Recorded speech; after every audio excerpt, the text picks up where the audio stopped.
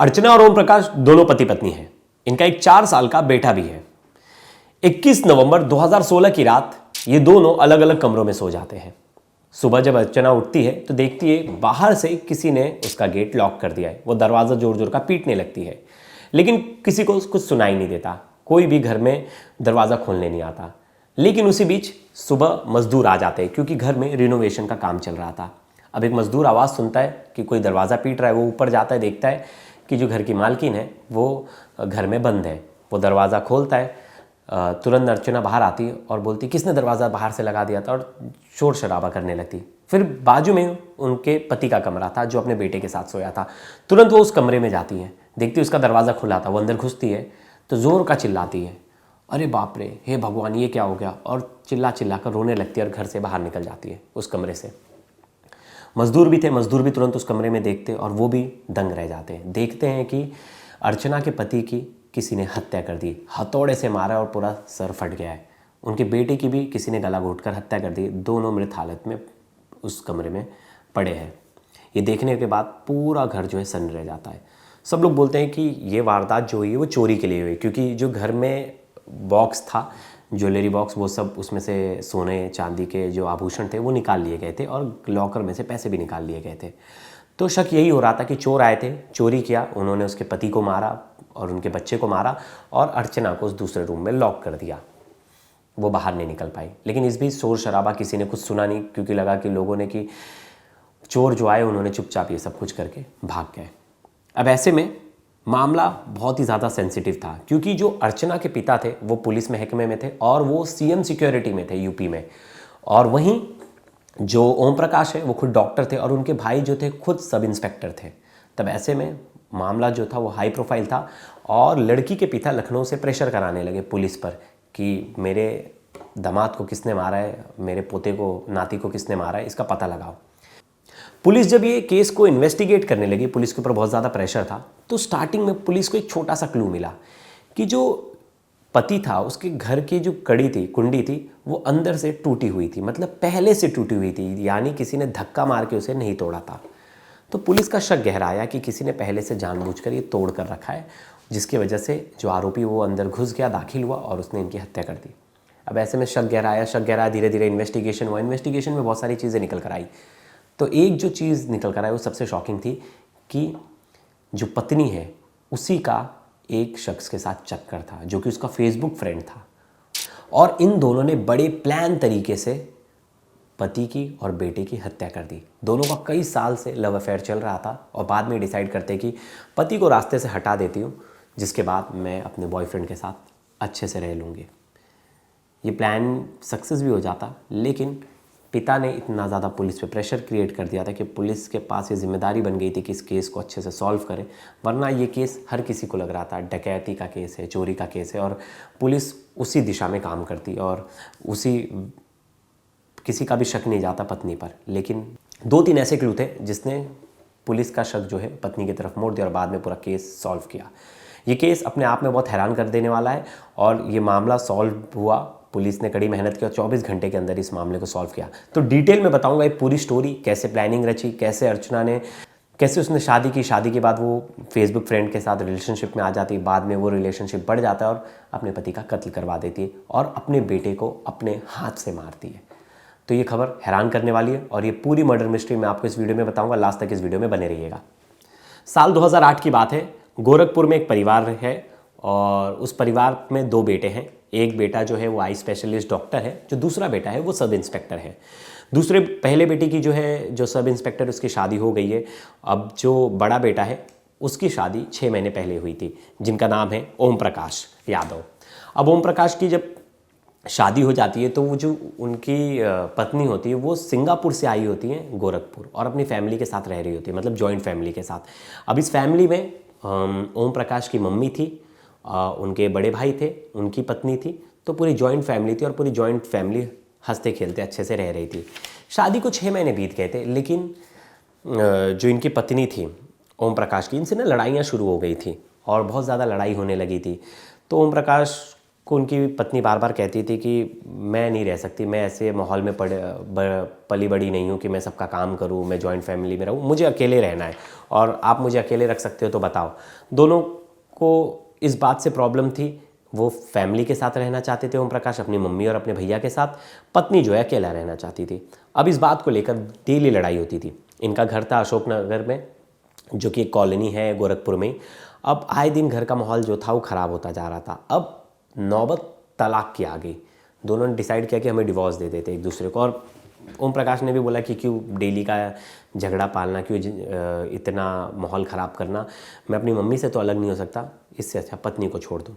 और यही कुछ दिन तक केस चलता और बाद में दोनों एक दूसरे को आपसी रजामंदी में तलाक दे देते, डिवोर्स दे देते। कुछ दिन बाद घर में सब चीज़ें नॉर्मल हो जाती हैं, ओम प्रकाश अकेले हो जाते और एक तरह से अकेलापन उनमें खाया जा रहा था। घर वाले उस अकेलेपन को महसूस कर रहे थे और आस पड़ोस के लोग भी, और हर कोई यही चिंता कर रहे थे कि ओम प्रकाश तो डॉक्टर है ओम भाई, और उन्हें तो ईजिली दूसरी वाइफ भी मिल जाएगी, अच्छा कमाते, अच्छा क्लिनिक है, अच्छा पैसा है उनके पास, तो उन्हें तो आराम से दूसरी लड़की मिल सकती है। इस बीच उनकी मम्मी जो है ओम की, वो लड़की ढूंढ रही थी, रिश्ता ढूंढ रही थी कि कहीं बेटे का घर बस जाए। अब एक रिश्ता आता है, कोई उनके बीच कई कोई मामा वगैरह होते, वो रिश्ता ढूंढ कर लाते, और उस लड़की का नाम होता है अर्चना यादव। उसके पापा जो होते हैं वो सीएम की सिक्योरिटी में पुलिस ऑफिसर थे। आपको मैंने बताया था शुरुआत में कि जो ओम के बड़े भाई हैं वो पुलिस इंस्पेक्टर हैं। अब ऐसे में अर्चना का परिवार भी पुलिस महकमे से था, और अर्चना के बारे में जब पता लगाया गया कि वो बहुत ही धार्मिक लड़की है, बहुत पूजा पाठ करती है, ज़्यादा लोगों से मतलब नहीं, अकेले रहती है, और इन तरह की चीज़ों के बारे में पता चला। अब ओम प्रकाश को बताया जाता है कि ये लड़की का रिश्ता है। वो बोलते इतनी जल्दी 2 महीने के अंदर ही रिश्ता भी आ गया मेरे लिए? बोलती हाँ आ गया है, और तुम्हें देखो लड़की पसंद है कि नहीं। वो बोले कि अब मम्मी भैया आप ही डिसाइड करो, एक बार मैंने मेरी पसंद देख ली और मुझे आप लोग जो बोलोगे मैं वैसा कर लूँगा। तो उन लोग बोले एक बार देख तो लो। इसके बाद ओम प्रकाश लड़की की तस्वीर देखते और हंस के बोलते कि ठीक है, मंजूर है। और जिसके बाद लड़की के घर वालों से ओम प्रकाश की मम्मी और बड़े भैया बात करते हैं, लड़की के घर वाले भी राज़ी हो जाते, और साल 2009 में ओम प्रकाश की दूसरी शादी हो जाती है अर्चना यादव के साथ।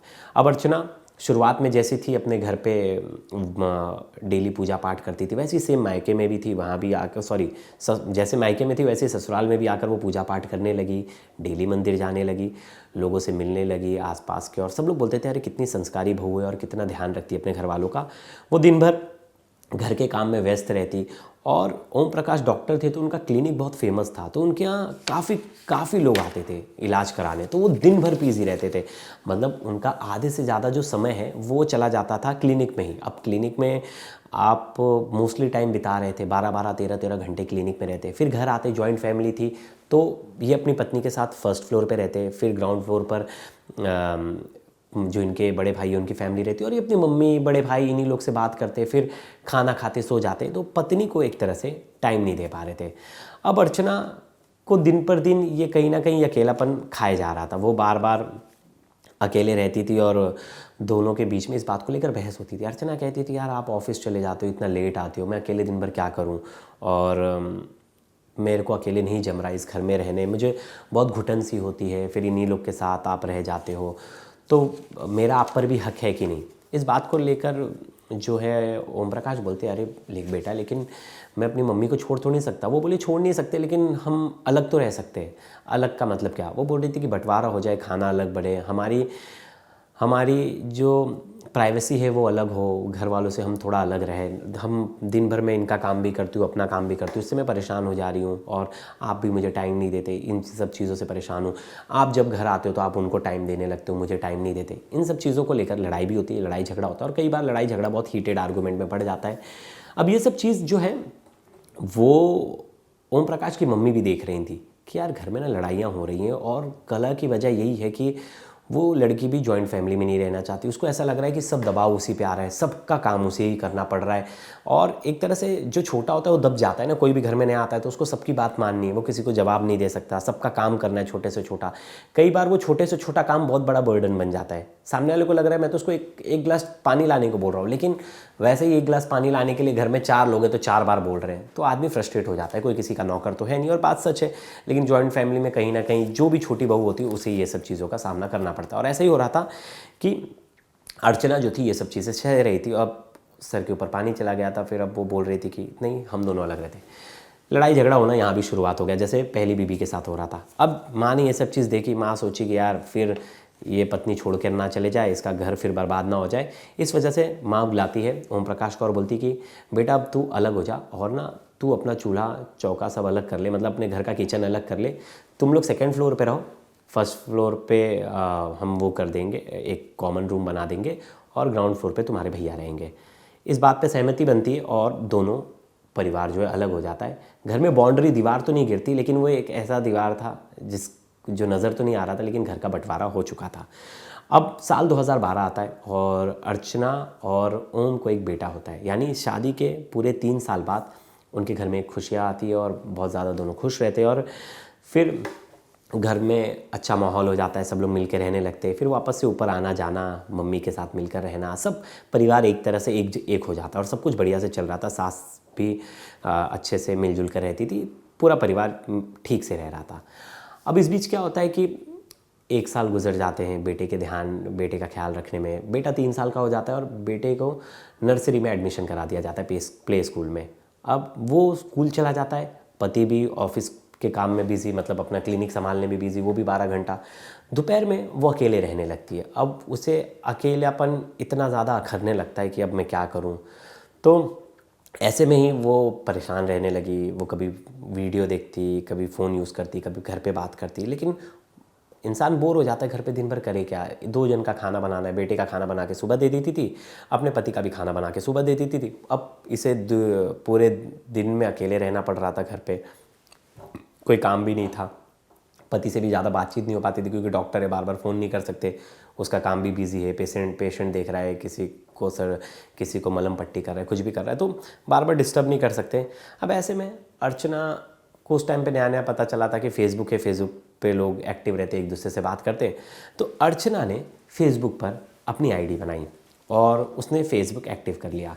फेसबुक पर कई नोन लोग अपने रिलेटिव्स वगैरह का जोड़े और कई लोगों का रिक्वेस्ट आए, कई लोगों के एक्सेप्ट किए, कई अपने भाई बहन के रिक्वेस्ट आए, उनसे भी बातचीत की।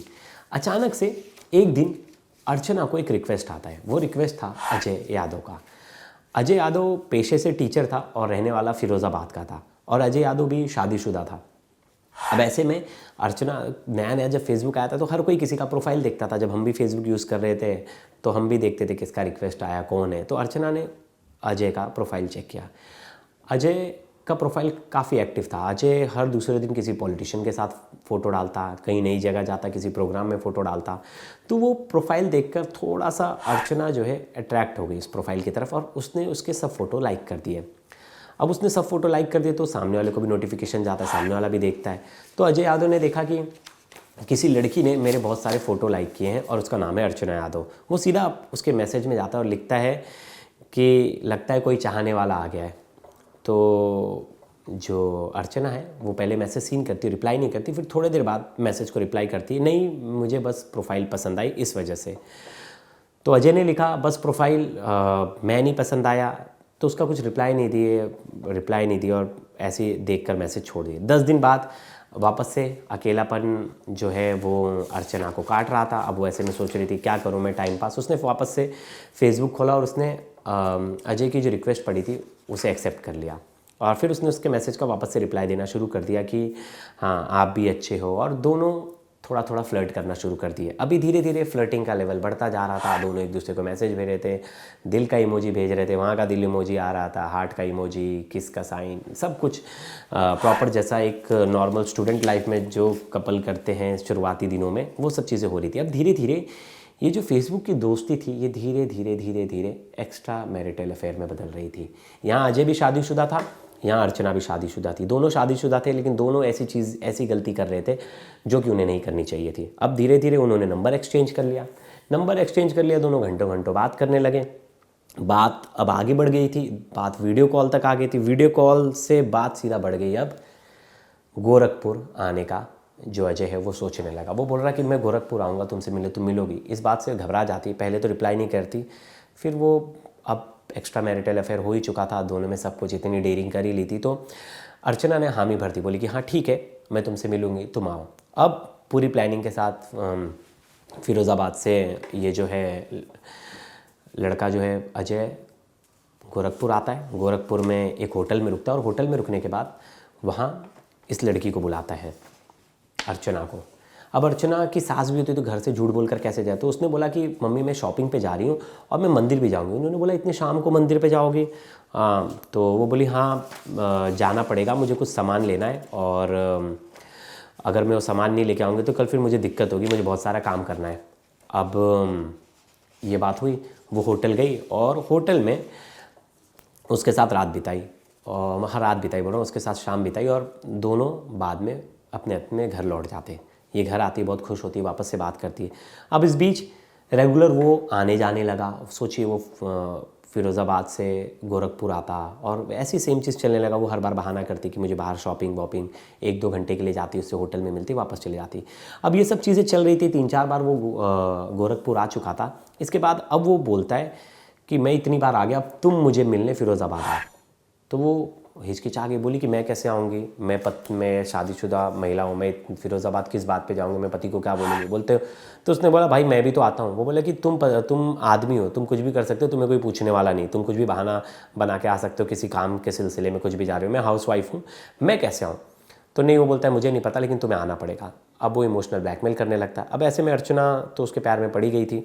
तो अर्चना बोली एक काम करते हैं, मेरा मायका जो है वो लखनऊ में है, तो मैं तुम्हें फिरोज़ाबाद तो नहीं, मुझे तुमसे मिलना ही है ना आकर, तो मैं लखनऊ आती हूँ, लखनऊ मिलते हैं। तो बोलते चलो ठीक है। इस बात पर जो है वो अजय मान जाता है और दोनों लखनऊ जाते हैं और लखनऊ में मिलते भी। ये अपने मायके जाती है, अपने बच्चे को घर पे छोड़ती है और बोलती मम्मी मैं शॉपिंग जा रही हूँ, जाती वहाँ होटल में मिलती है। ऐसे कई दिनों तक ये सब चीज़ें चलती रहती है। घंटों घंटों मोबाइल पे बात करती है। अब थोड़ी थोड़ी जो एक्टिविटी है ना, वो शक के घेरे में आ जाती है अर्चना की। अर्चना के फ़ोन पर जब भी उसका पति ओम प्रकाश फ़ोन करता तो बिज़ी आता, कहीं कुछ हाइड करने की कोशिश करती, कुछ छुपाने की कोशिश करती, मोबाइल को बड़ा सीक्रेटली रखती, हमेशा साइलेंट मोड पर मोबाइल रखती। अब इन सब चीज़ों की वजह से जो ओम प्रकाश है उनका शक गहराता गया। वो बार बार पूछते तुम इतना फ़ोन पर किससे बात करती हो? तो बोलती मैं अपने रिलेटिव से बात करती हूँ, सबसे बात करती हूँ और घर वालों से बात करती हूँ। मैं क्या करूँ, आप टाइम नहीं देते तो मैं अपने घर वालों से तो बात करूँगी। इस बीच उसको लगा कि अब शक ज़्यादा बढ़ जाएगा, तो वापस से वो लखनऊ जाती है और लखनऊ में अपने बॉयफ्रेंड से मिलती है, अजय से। अब अजय बोलता है कि चलो मैं तुम्हारे घर पर चलता हूँ तुम्हारा भाई बन के, कि मैं तुम्हारे मौसी का लड़का और तुम्हें छोड़ने आया हूँ। तो वो गोरखपुर आता है इसके घर पर, लड़की जो ससुराल आता है अर्चना के, और अजय से मिलता है और अर्चना इंट्रोड्यूस कराती है कि मेरी बुआ का लड़का है और ये मुझे छोड़ने आया, पापा ने बोला अकेले कहाँ जाओगी तो इन्हें लेते जाओ। तो वो उसका घर में एक्सेस बढ़ जाता है और धीरे धीरे घर में भी बीच बीच में आना शुरू कर देता है भाई बन के। जब वो घर पे नहीं रहता इसका पति ओम प्रकाश, तो घर पर आता जाता। इस बीच अब घर पर शक हो गया था, पति को शक हो गया था। पति ने एक दिन उसका मोबाइल छीन लिया देखने के लिए, तो अर्चना ने उसका मोबाइल छीन लिया और बोला कि अगर इतना ही प्रॉब्लम है, इतना ही शक है तो मुझे छोड़ क्यों नहीं देते। और दोनों में बहुत ज़्यादा लड़ाइयाँ होने लगी। अब इस बीच छोटा बेटा भी था तो घर में माहौल बिगड़ रहा था। अर्चना बोली मैं तुम्हारे साथ नहीं सोऊंगी, और वो बगल वाले बेडरूम में सोने लगी और उनके जो पति हैं वो दूसरे बेडरूम में सोने लगे। ये कई दिनों तक चीज़ें चलती रही, घर में कलेश होता रहा। वो धीरे धीरे इनके मोबाइल का रिकॉर्ड्स निकालने लगे, ये सब चीज़ होता गया। अब ऐसे में अर्चना को डर सताने लगा कि किसी को उनके रिलेशनशिप के बारे में पता चल जाएगा तो हर जगह थू अर्चना की होगी और अर्चना को कहीं ना कहीं प्रॉब्लम हो सकती है, घर वालों की तरफ से भी और बाकी लोगों की तरफ से भी। अब अर्चना ऐसे में प्लानिंग कर ही रही थी कि या तो मैं पति को छोड़ के भाग जाऊं या तो पति को रास्ते से हटा दूं। इस बीच 20 जनवरी को पड़ोस में एक शादी थी। अब अर्चना को पता होता है कि शादी में पूरा परिवार जाएगा, लेकिन मैं इस शादी में नहीं जाऊँगी और मैं कुछ ऐसा प्लान करूँगी जिससे मेरा पति जो है रास्ते से हट जाए। ऐसे में वो कुछ दिन बाद फ़ोन पर बात नहीं कर रही थी, अचानक से वो अजय को फ़ोन करती है। अजय बोलता है सब ठीक है, बोलती है सब ठीक है लेकिन आगे मुझे नहीं लगता कुछ ठीक रहेगा, या तो तुम मेरे हमेशा के लिए हो जाओ या तो मेरे पति को रास्ते से हटा दो। इसके बीच का और कोई सोल्यूशन नहीं, हम अफेयर नहीं रख सकते, या तो तुम्हें मेरा होना है तो पूरा होना पड़ेगा और मेरे पति को रास्ते से हटाना पड़ेगा। तो फिर अजय पूछता है सच बोल रही हो ना, तुम पीछे नहीं हटोगे? बोली नहीं मैं पीछे नहीं हटूंगी। अजय बोलता है अच्छा तुम्हारी यही ख्वाहिश है तो ये ख्वाहिश मैं पूरी कर देता हूँ। तुम लोग प्लान करते हैं कि 20 जनवरी को पड़ोस में शादी है और उसी दिन तुम गोरखपुर आ जाओ। प्लानिंग के तहत 20 तारीख को अजय जो है गोरखपुर आ जाता है। अब पूरा परिवार जो है शादी में चला जाता है। तो ओम प्रकाश बोलते कि तुम भी चलो शादी में। तो बोलती नहीं मेरा सर दुख रहा है और मेरी तबीयत नहीं ठीक है, मैं शादी में नहीं जाऊँगी, आप लोग जाकर आओ, मैं जा रही हूँ सोने दवा खाकर।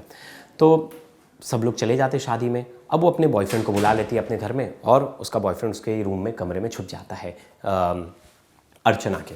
अब लगभग रात के 12 बज जाते, ओम प्रकाश वापस घर लौटते और देखते अपने पत्नी का दरवाज़ा खटखटाते और देखते अंदर से दरवाज़ा बंद है, वो सोई है, तो उसको जगाते नहीं है और वो भी अपने बच्चे के साथ दूसरे कमरे में सो जाते हैं अपने 4 साल के बेटे के साथ। अब इस बीच जो है 1:30 बजे अर्चना उठती है और अपने बॉयफ्रेंड को उठाती है, बोलती है उठ जाओ सब लोग सो गए हैं। अब वो जाती है, देखती है बगल वाले कमरे में, देखती है उसका पति भी और उसका बच्चा भी सोया है। इस बीच जब तक वो घर पे नहीं थे दोपहर में, तो वो क्या करती है अपने हस्बैंड मतलब अपने पति के जो बेडरूम की कुंडी होती है वो तोड़ देती है अंदर से कि उसे लॉक ना कर पाए। तो वो जब अजय आते घर पे उन्हें लगता, ओम प्रकाश जब घर आते उन्हें लगता है नॉर्मली टूट गया होगा, तो बोलते कल बनवा लेंगे। अब ऐसे में वो उनके कमरे में घुसती है और देखती है गहरी नींद में 1:30 बजे वो सोए हैं। ये अपने साथ एक हथौड़ा लेके आता है उसका बॉयफ्रेंड अजय, और वो नींद में सोया होता है और हथौड़े से कम 10 से 15 वार करता है, बहुत बार मारता है और हथौड़ा जो है उसके सर में धंस जाता है, इतनी बेरहमी से मारता है। बेटा उठ जाता है और रोने लगता है। अब उसकी अपनी मम्मी को पकड़ के लिपट जाता है। अब उसकी मम्मी बोलती है अजय को, अपने बॉयफ्रेंड को, इसका क्या करना है? तो वो बॉयफ्रेंड मना कर देता है, बोलता है मैं बच्चे को नहीं मारूंगा। दोनों की इस बात पर बहस होती है। अब थक हार कर औरत जो है वो डिसाइड करती है कि मैं ही अपने बेटे को मार दूंगी। अपने बच्चे को बेड पर सुलाती है और उसका गला दबा देती है, जिसके बाद दोनों की मौत हो जाती है। अब वो क्या करती है, बोलती है कि ये लॉकर है हमारा, इस लॉकर को लूट लो कि घटना लगना चाहिए कि घटना चोरी की है। तो वो जो पूरा लॉकर है वो लूट लेता है अजय और उसमें के पैसे जेवरात सब लेकर फरार हो जाता है। बोलता है अब मैं मेरी बेडरूम में जा रही हूँ, बाहर से उसे लॉक कर देना, तो लगेगा चोर आए, चोरी किए, मुझे लॉक किया और भाग गए। अब ऐसे में यही होता है कि वो बाहर से लॉक कर देता है दरवाज़ा और वो सो जाती है। फिर अगली सुबह उठती है, दरवाज़ा पीटती है। घर के नीचे जो है रिनोवेशन का काम चल रहा था, मज़दूर ऊपर आते हैं तो बोलते हैं मालकिन आपका दरवाज़ा किसने बंद कर दिया? वो खोलते हैं, वो बाहर निकलती है, वो शोर मचाती है कि कौन मेरा दरवाज़ा बंद कर दिया बाहर से। और वो तुरंत अपने बाजू में वाले कमरे में जाती है जहाँ उसके पति और उसका बेटा सोया था, उसके साथ मज़दूर भी जाते हैं। तो देखते हैं खून से लथपथ उनकी लाश पड़ी, वो चिल्लाते हुए बाहर आती है और घर में शोर शराबा होता है, घर वाले आ जाते हैं। इस बीच लड़की के ससुराल वालों तक, मायके वालों तक खबर पहुंच जाती है, उनके पिता तक, कि उनके दामाद की हत्या हुई है और उनके बेटे की हत्या हुई है और घर में रॉबरी हुई है। वो तुरंत प्रेशर बनाते हैं क्योंकि वो सीएम ऑफिस में, सीएम सिक्योरिटी में थे। सीएम से वो दरख्वास्त करते हैं कि सर प्लीज़ इसका केस में देखिए, मेरे घर में ऐसा ऐसा हुआ है। तुरंत सीएम ऑफिस से फ़ोन जाता है डीआईजी के पास, जौनपुर डिस्ट्रिक्ट के डीआईजी तुरंत एसएसपी उस समय पे लव कुमार थे, उन्हें फ़ोन करते हैं और कहते हैं कि केस हाई प्रोफाइल है, तुरंत इसमें जांच करो, जो तथ्य निकल कर सामने आए हर एक चीज़ की मुझे अपडेट दो। जो लड़की के भाई भी थे, जो लड़के के भाई थे वो भी सब इंस्पेक्टर थे, तो मामला बहुत बड़ा बन चुका था। पूरे शहर में इस बात की खबर थी कि घर में रॉबरी हुई, चोरों का दहशत, डकैत का दहशत, सब कुछ। इस बीच इन्वेस्टिगेशन स्टार्ट होती है। तो डीआईजी साहब फ़ोन करते वापस से लव कुमार को, उस टाइम के जो एसएसपी थे, उनसे पूछते कि केस के बारे में बताओ। बोलते सर केस ना थोड़ा पेचीदा है, क्योंकि ना आमतौर पर डकैत जब चोरी करते हैं तो वेपन जो है छोड़ कर नहीं जाते। यहाँ तो आरोपी ने वेपन छोड़ कर गया अपना हथौड़ा। और दूसरी एक और चीज़ थी कि जो कुंडी है वो अंदर से टूटी हुई थी, मतलब किसी ने धक्का मार कर नहीं तोड़ा था। और इतना शोर शराबा हुआ और बाजू वाले कमरे में पत्नी थी, अगर उसे शोर शराबा सुनाई नहीं दिया तो ये सब चीज़ें शक का पॉइंट है। तो बोलते मुझे ये सब बातें नहीं चाहिए, तुम्हें जो चीज़ें ठीक लग रही है वो करो और इस केस को सॉल्व करो। अब इस बीच घर वालों से पूछताछ होती है तो उसकी मम्मी बताती है कि कई साल पहले से ही इन दोनों के बीच में लड़ाई चल रही थी और ये दोनों अलग अलग कमरे में रहते थे। इस बीच पत्नी पर शक गहरा आता है। पत्नी वैसे तो रो रही थी और उसकी हालत बुरी थी, तो उस पर ज़्यादा शक नहीं जा सकता था, लेकिन बोले कि चलो एक बार इसके कॉल रिकॉर्ड्स खंगालते हैं, अगर इसके घर में लड़ाई हुई थी किसी चीज़ को लेकर तो देखते हैं। तो कॉल रिकॉर्ड्स खंगाले गए तो एक नंबर आया, वो था अजय यादव का, और पता चला कि अजय यादव इससे रेगुलर 1-1 घंटे बात करता था। तो शक गहरा गया कि अजय यादव इसका कोई रिलेटिव नहीं, कुछ नहीं, तो इतना घंटे क्यों बात करते हैं। इन दोनों के कॉल की डिटेल्स निकाला पुलिस ने, तुरंत कॉल के डिटेल्स आ गए और फिर पता चला कि वो जो नंबर है अजय यादव का उस दिन गोरखपुर में एक्टिव था और घर के पास एक्टिव था।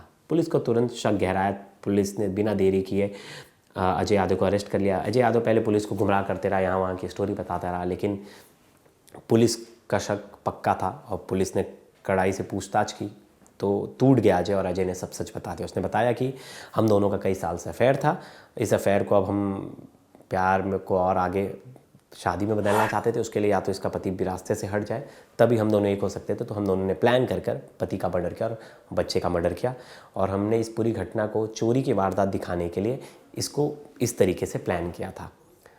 फिर 22 जनवरी 2016 को केस जो है पूरा सॉल्व हुआ 24 घंटे के अंदर।